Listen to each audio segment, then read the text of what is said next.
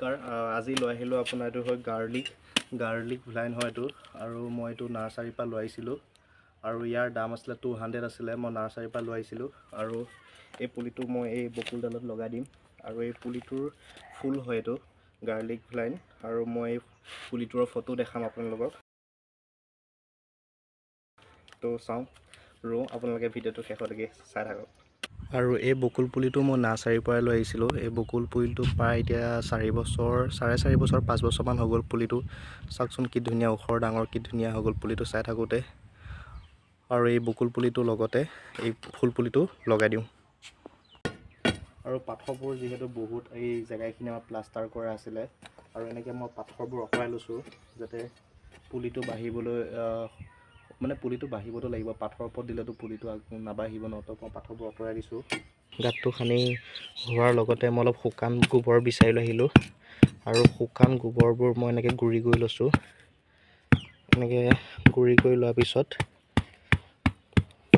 আৰু এই গাঁতটোত মই এনেকৈ যিবোৰ মাটি আগতীয়াকৈ দি ৰাখিছিলোঁ সেই মাটিবোৰৰ লগত শুকান গোবৰবোৰ মিক্স কৰি দিছোঁ সাৰ হিচাপে বাকী পাছত সাৰ মই দিম আৰু পুলিটো ৰোৱা এমাহমানৰ পাছত মই যিবোৰ সাৰ দিব লাগে সেইবোৰ সাৰ মই দিম তো আপোনালোকে কমেণ্ট কৰি জনাবচোন পেকেটটো ফালিবৰ কাৰণে মই দিব্যাক ক'লোঁ পাৰিবানে ফালিবলৈ পেকেটটো পাৰিবা দিয়া নোৱাৰিবা দিয়া মোক দিয়া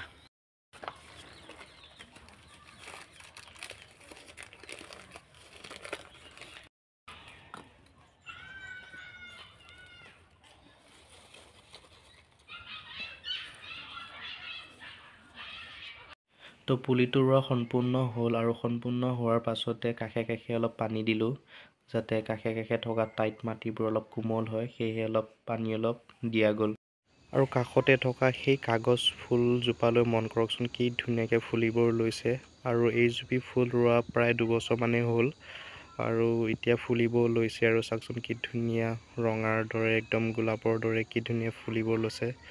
আৰু যদি ভিডিঅ'টো ভাল লাগিল তেনেহ'লে লাইক এণ্ড শ্বেয়াৰ ছাবস্ক্ৰাইব কৰিব আজিলৈ টাটা বাই বাই